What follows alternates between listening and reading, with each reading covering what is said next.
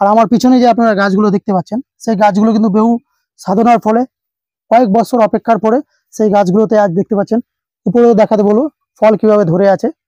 এটা যদিও আজকে আমি ফলের বা ইসের ভিডিও করছি না, কিন্তু তবুও আপনাদেরকে একটা জাস্ট ফলস্বরূপ হিসাবে দেখিয়ে দিলাম। এটা হচ্ছে আমার লাল জামরুলের গাছ। কিভাবে প্রতিস্থাপন করছি, আপনার বাড়িতে কিভাবে লাগাবেন এবং খুব সহজ ইজি ভাবে আপনাদেরকে দেখাচ্ছি। সারিবাস রেটুন্ডিফোলিয়াস বা নিয়ে আজকের ভিডিও হবে। তো আপনারা দেখছেন আপনাদের প্রিয় ইউটিউব চ্যানেল হাসান লাইভ, আর আমি উপস্থাপনায় আছি মাহমুদুল হাসান। তো চলুন এই গাছের সমস্ত পরিচিতি নিয়ে আপনাদেরকে বিস্তারিত আলোচনা করব। তো এই গাছটা খুবই লো মেনটেন্যান্স একটা গাছ। আপনি এটা ইনডোর আউটডোর দু জায়গাতে রাখতে পারেন। এখন বেশ কিছু লোকের শৌখিন গাছ লাগানোর একটা চলে এসছে, একটা ট্রেন্ডিং বলা যেতে পারে। কিন্তু অনেকেই কি করছে, এই গাছগুলো আর্টিফিশিয়াল কিছু গাছ আর কি কিনে সেটা লাগাচ্ছে। কিন্তু আমি মনে করি জাস্ট কিছু ছোট্ট পরিচর্যার মাধ্যমে এই গাছগুলো কিন্তু আপনার বাড়িতে অবশ্যই লাগাতে পারেন। তাহলে দেখবেন যে বাড়ির সৌন্দর্য এবং যে হয়তো আপনার বাড়িতে বেড়াতে আসবে সেটা একটা অ্যাট্রাকটিভ দেখে কিন্তু আপনাকে যথেষ্ট শৌখিন বলবে। তো সেই শখের বসে আমরা যদি সেই আর্টিফিশিয়াল গাছগুলো না কিনে, হ্যাঁ, তাহলে আমরা যদি এগুলো করতে পারি, লাগাতে পারি, তাহলে কিন্তু একটা দারুণভাবে একটা ফুটিয়ে তোলা যায় এই গাছগুলোকে। আপনি যে প্লাস্টিকের গাছটা কিনছেন সেই গাছটা কিন্তু আপনার যতটুকু থাকছে সেইটুকু থেকে যাচ্ছে, সেই জায়গাতে স্থগিত থেকে সেইটাই কিন্তু শোভাবর্ধন করছে। কিন্তু আপনি এই গাছটা যখনই লাগাবেন তখন দেখবে যে দিন দিন বাড়ন্ত, তখন কিন্তু এটা একটা আপনার চোখেও কিন্তু দারুণ একটা ভালো লাগার মতো কাজ করবে।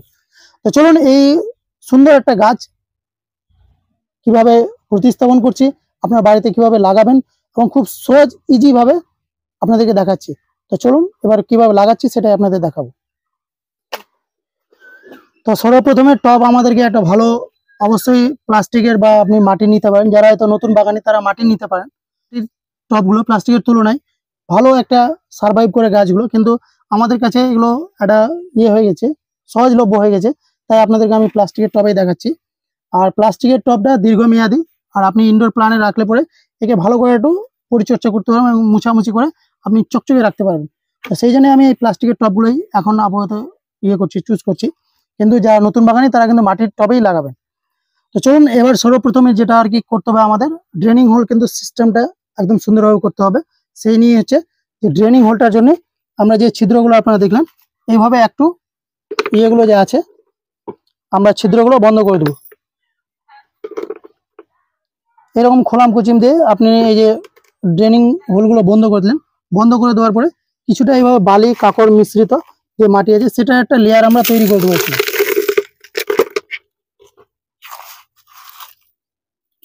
সেই একটা লেয়ার তৈরি করে দেওয়ার পরে এবার আমরা এখানে বেশ কিছু আমাদের যে মাটিগুলো আছে সেই মাটিগুলো আমরা এখানে দিয়ে দেবো। আগে এই আমার মিক্স করা যে মাটিগুলো আছে সেই মাটিগুলো আমরা আগে দিয়ে দেবো। এখানে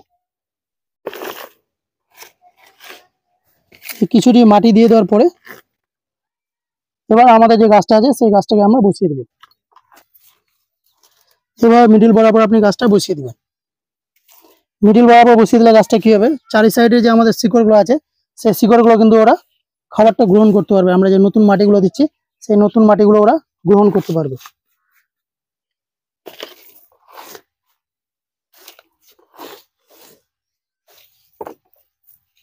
এবার মাটিগুলোকে আমরা এভাবে একটু চেপে চেপে দেবো যেন এয়ার গ্যাপ না থাকে।